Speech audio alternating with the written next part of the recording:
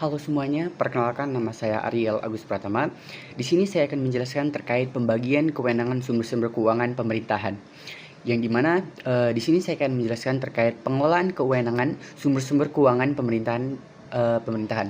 Yang dimana merujuk pada serangkaian proses perencanaan, pengorganisasian, pelaksanaan, dan pengawasan terhadap sumber daya keuangan yang dimiliki oleh pemerintahan kota, yang dimana hal ini juga bertujuan untuk memastikan bahwa sumber-sumber pendapatan kota seperti pajak daerah, retribusi, dana perimbangan, serta pendapatan lain-lain yang sah, yang mana ini dikelola secara efisien, transparan, dan akuntabel sesuai dengan peraturan perundang-undangan yang berlaku. Nah, biasanya pengelolaan ini juga mencakup beberapa aspek, seperti pengoptimalan penerimaan, alokasi anggaran yang berkeadilan dan diprioritas, sehingga serta dengan pengendalian terhadap pengeluaran guna mendukung penyelenggaraan pelayanan publik dan pembangunan daerah.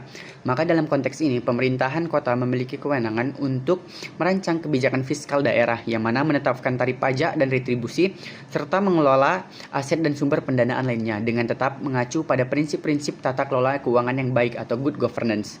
Nah, dengan demikian, bisa saya katakan bahwasannya pengelolaan keuangan ini berperan strategis dalam menciptakan otonomi daerah yang mandiri dan berkelanjutan, serta mendukung tercapainya tujuan pembangunan yang inklusif dan berorientasi pada kesejahteraan masyarakat. Nah, dari penjelasan yang saya jelaskan tadi, ini juga dijelaskan dalam Undang-Undang Nomor 17 Tahun 2003 tentang Keuangan Negara dan Undang-Undang Nomor 23 Tahun 2014 tentang Pemerintahan Daerah. Nah, dengan demikian, tujuan utama dari pengelolaan keuangan daerah adalah untuk memastikan terciptanya efisiensi, efektivitas, transparansi, dan akuntabilitas dalam penggunaan sumber daya keuangan daerah guna untuk mendukung penyelenggaraan pemerintahan, pembangunan, dan pelayanan publik yang berorientasi pada peningkatan kesejahteraan masyarakat, serta berkelanjutan dalam pembangunan daerah. Di sini kelompok kami juga melakukan penelitian ke BKAD Pemkot Kota Medan, yang dimana BKAD Kota Medan adalah salah satu badan keuangan dan aset daerah di Kota Medan yang memiliki fungsi sebagai pengelolaan keuangan dan aset daerah, meliputi perencanaan, pengelolaan, dan pelaporan anggaran, dan pengumpulan pendapatan, pengelolaan aset, serta pengawasan keuangan untuk mendukung terjalannya transparansi, akuntabilitas, dan pembangunan di daerah. Selanjutnya bisa saya simpulkan berdasarkan hasil wawancara yang telah kami lakukan, kami mendapat kesimpulan bahwasannya sumber-sumber pendapatan keuangan daerah berasal dari pendapatan asli daerah atau PAD, yang mana PAD ini sendiri terdiri dari pajak daerah, retribusi daerah, hasil pengelolaan kekayaan daerah, dan pendapatan lain yang sah.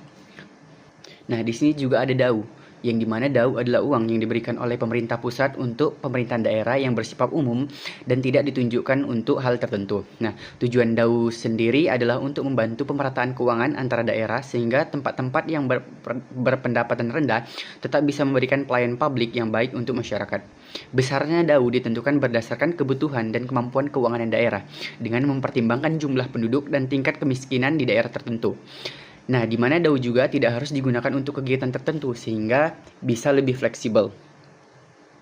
Selanjutnya itu ada dana alokasi khusus atau DAK, di mana DAK adalah uang yang diberikan oleh pemerintahan pusat kepada pemerintahan daerah untuk mendanai kegiatan khusus yang sudah ditentukan, yang dimana DAK ini biasanya ditunjukkan untuk proyek-proyek pembangunan tertentu seperti infrastruktur, pendidikan, kesehatan, atau program yang mendukung prioritas nasional. Nah, DAK juga ini bertujuan untuk mengurangi kesenjangan antara daerah yang lebih berkembang dan yang lebih tertinggal, sehingga dengan memberikan dana tambahan untuk program yang menjadi prioritas, dana ini biasanya lebih terarah dan penggunaannya harus sesuai dengan aturan dari pemerintahan pusat.